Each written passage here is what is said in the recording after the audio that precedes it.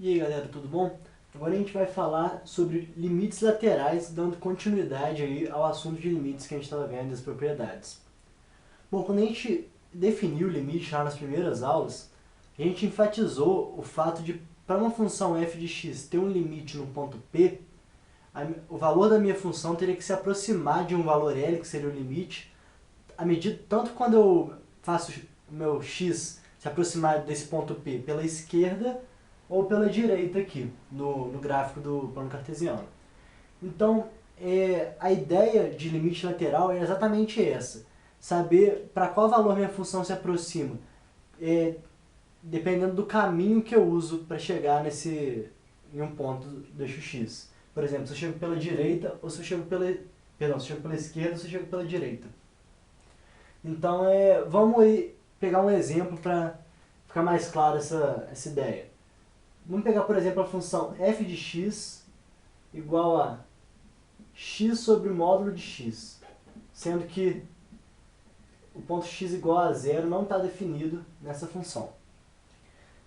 Então, vamos lá. Eu sei que módulo de x eu posso escrever como x para x maior do que zero e posso escrever módulo de x como menos x se x for menor do que zero.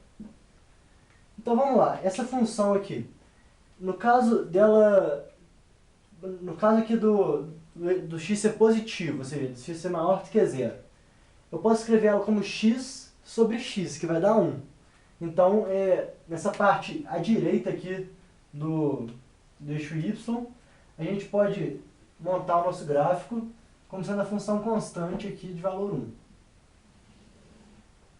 E analogamente, aí, se eu tiver que o meu x estiver à esquerda do eixo y, for um valor negativo, então aqui minha função f de x vai ficar x sobre menos x, o que vai me dar o valor de menos 1.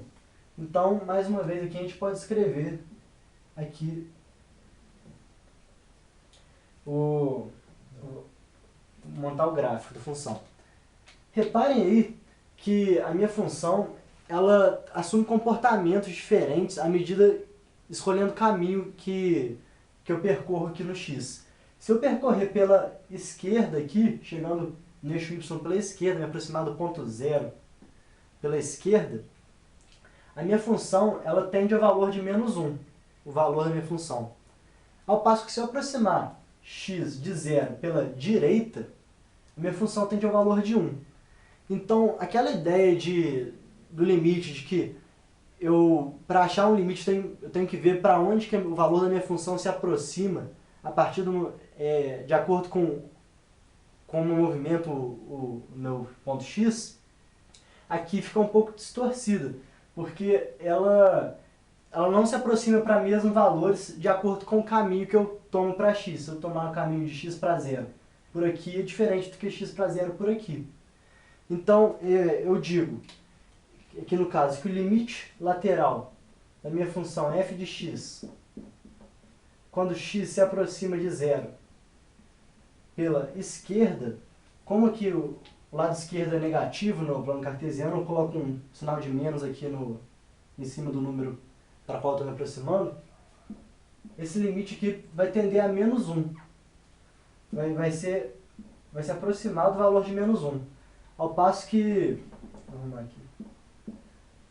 O valor de menos 1. Ao passo que o limite da minha função f de x, quando x se aproxima de zero pela direita, como a direita está no eixo positivo, eu coloco um sinal de mais aqui em cima para indicar que eu estou me aproximando desse valor pela direita, vai tender a 1. Então, reparem que os meus dois limites laterais aqui são diferentes.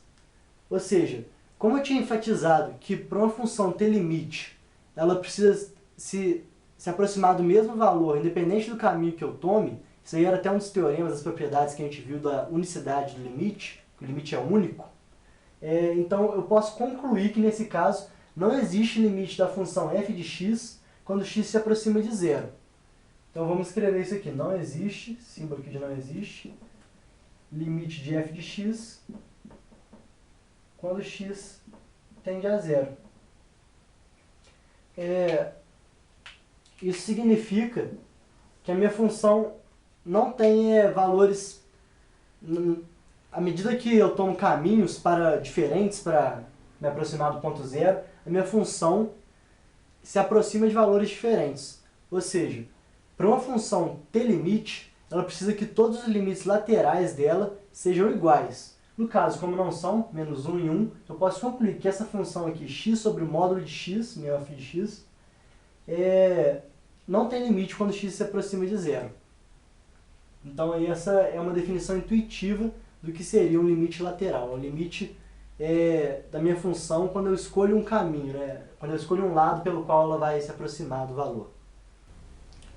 Fazendo agora uma definição mais formal aí do que é um limite lateral, é o seguinte. Aqui eu tenho um limite lateral à esquerda, menos, e à direita, mais. Assim que eu escrevo que um limite de uma função f de x é quando o x se aproxima de um ponto P, seja pela esquerda ou pela direita.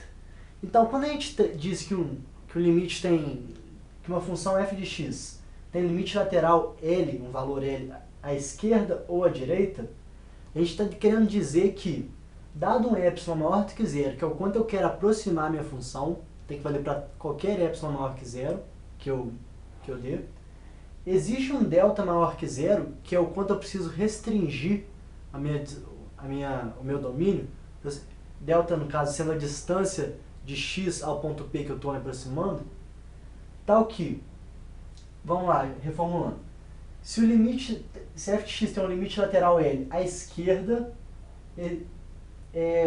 quando dado um epsilon maior que zero, existe um delta maior que zero, tal que a distância de x a P, distância é um valor positivo. Então, já que ele está me aproximando pela direita, no caso dessa função aqui, P vai ser maior do que x. Então, para ser positivo, tem que fazer P menos x.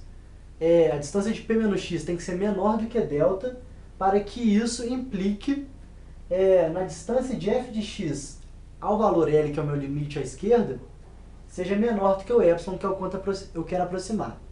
Analogamente, quando eu digo que f de x tem um limite lateral L à direita, eu quero dizer que quando dado um epsilon maior que zero, existe um delta maior que zero, tal que agora eu vou estar me aproximando pela direita. Então o meu x aqui vai ser maior do que o meu ponto P.